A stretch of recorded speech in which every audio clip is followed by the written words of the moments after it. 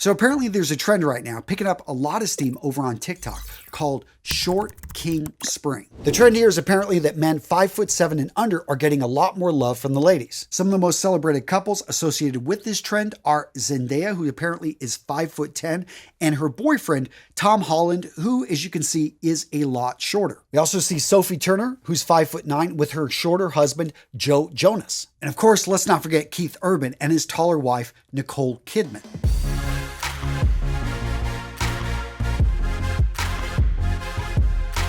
Now, apparently the word short king has been around for a few years. It started becoming popular whenever taller women, when they were dating shorter men, they would call their man a short king and film his reaction. Now, most of these guys, as you can imagine, would immediately jump on the defense. I mean, yeah, you're called a king, but the whole short thing, a lot of guys just simply don't like being called that. And some people found it funny, other people not so much. But what's interesting is what this is actually spawning. Because apparently a lot of women are actually changing up their online profiles. As a lot of guys know, women judge a lot of things online, and they're usually going for a very small subset of men who are in the top 10 percentile, whether that be physical, whether it be, having money, whether it be having status. Oftentimes it's a combination of all three. Why are these women saying, I won't touch a guy under 6 feet? Change that, be more realistic in what you're going for, and you're going to actually find that you're going to be surprised at what you get. Now, for a lot of you guys, including me, this seems obvious. Of course, open up the pool. Why have that arbitrary filter of something a guy can't even control?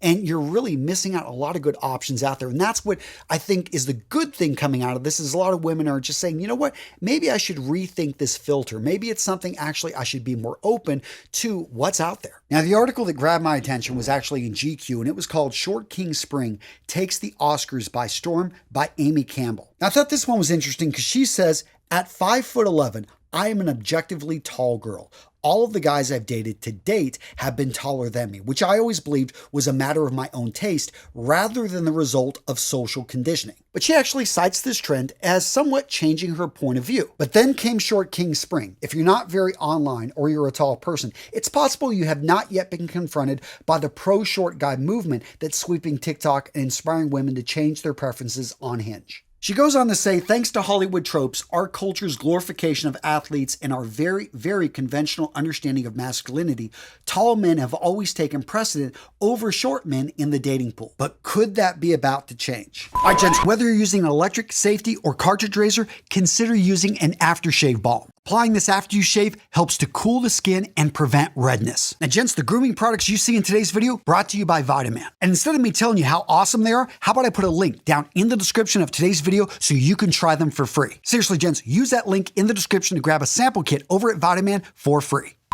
Now, there was another article. This one I actually thought was more realistic because it used actually real people. It said it's officially Short King Spring and these fellas are soaring.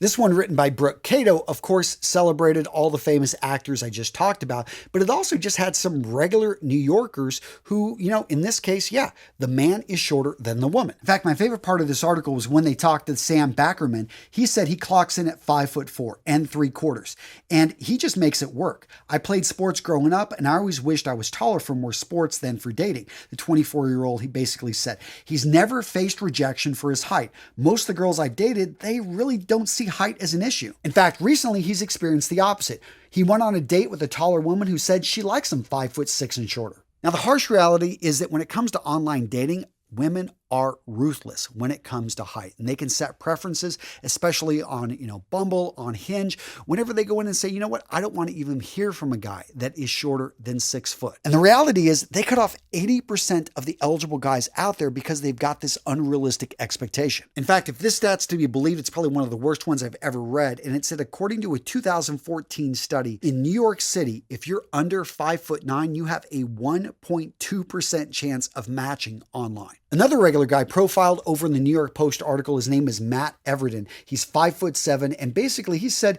I've tried my luck with women who are 5'10" or taller, and height has never been an issue. Now, I like this guy because it seems like he just started kind of putting himself out there, and he's now starting to date girls that are taller than him. And he said, coming from someone like myself who has not dated a lot of girls, especially those that are taller than me, it was initially kind of weird. But after the first 15 minutes when you're on the date, it's like, okay. Now, what really made this article interesting for me is they were referred to the Short King dating app. I actually know the guy that developed this, and he had such a funny logo with it. It was basically tall guys date a short king. That being said, I did appreciate how the article was tempered by actually the opposite opinion. There was another gentleman, Aaron, 24 years old, and he said, you know what?